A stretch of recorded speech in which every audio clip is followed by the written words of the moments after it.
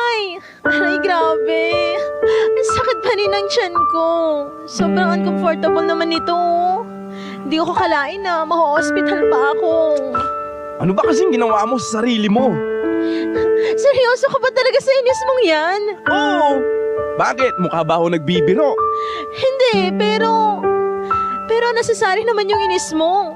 Baka di ka nag-worry sa akin, ha? Andito ako ngayon sa ospital, oh.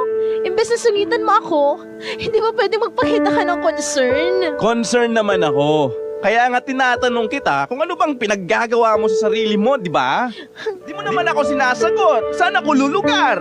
Hindi ko nga alam kung ano bang nangyari sa akin. Basta sumakit na lang yung tiyan ko. Sobrang sakit na para bang hirap na ako maglakad. Kaya nagpasugod ako rito sa ospital. Baka naman nakapag lang yan, ha? Sana nga, pero grabe yung sakit. Sus! Alagaan mo kasi ang sarili mo.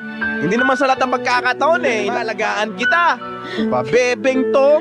Ganyan ka naman. Ang sakit. Dok! Dok! Dok!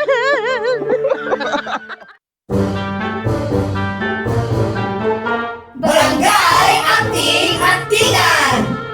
Nice! Camera! Action! So anong update dyan sa kabit mo? Naging customer ko ang misis niya. Ang daming biniling mga imported na chocolate sa akin. Hoy, delikado yan. Hindi kaya alam na niya? Hindi rin. Chine ko yung Facebook activities niya. Naghahanap talaga siya ng imported chocolates para iregalo raw sa mga bata sa family reunion nila. Nakakatawa. Bakit kaya? Bakit kaya hindi ka nalang nirecommend diretso ni Angelo? Pinahirapan pa niyang maghanap ng chocolates yung misis niya online. Parang sinasadya nga ng tadhana na idiretso na sa akin yung ano daw. Nakakatawa ka talaga. ano? Parang sinasadya nga ng tadhana na idiretso na sa akin yung misis ni Angelo. Parang may gustong patunayan sa akin. Parang gusto na akong patigilin sa pagiging kabet ko. Ang tanong, titigil ka ba? Siyempre, hindi. Hindi naman ako nahuli. Pero alam mo, nakonsensya ako ng slight, ha? Teka, nasusobrahan ka na ata ng gin pomelo. Tinamaan ka na ng konsensya eh. Loka.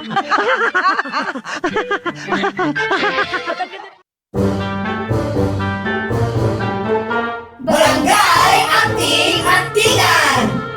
Nice! Camera! Action! Ninang, may kailangan pa ba kayo? Meron naman syempre. Bakit pa ako nagtanong? Galit ka ba dahil may kailangan ulit ako? Ay, hindi po ayos lang naman sa akin kung may kailangan kayo. Napakabuti mo talaga, Jenny. Sana anak na lang kita, Jenny. Ano pong kailangan niya, Ninang, para makabalik na sana ako sa trabaho ko at makauwi na rin ako? Pwede ka bang magpa-deliver dito sa akin ng sanggupsal? Oy. Nagugutom na kasi ako. 500 pesos po yung sanggupsal ngayon, pero meron din atang 400 pesos. Mhm. Tsagain nyo na lang mag-ikot-ikot dyan sa lugar nyo. Ala, hindi ako kakain sa mismong sanggupsalan. Gusto ko sana magpa-deliver ako rito sa bahay ng lutuan, butane, at mga karne pang sanggupsal. Damihan mo rin ng lettuce at kimchi, ha? Para pang bawas kasalanan sa mga karne na kakainin ko. Ay, hala. Salamat, Jenny! Ay, Genie nga, Salamat! Genie na bata. Oo, kiskisin mo para lumabas, matupad yung wish mo. Anong kisikisig ko saan? Jenny! Barangay Anting-Antingan! Nice! Camera! Action! Hindi na pwedeng i-salvage tong relasyon namin. Sirang-sira na yung tiwala ko sa kanya. At kahit ano pang gawin niya, hindi na mabubuo ulit yung tiwalang yon. Ano ba yung tinola? Pagkain pa rin, Mami Chini. Hindi na mabubuo ulit yung tiwalang yon. Bakit? Nagloko ba siya? May iba siyang babae? May iba na siya. Pero, hindi babae. Sino? Sino? Sino ang ipipipili?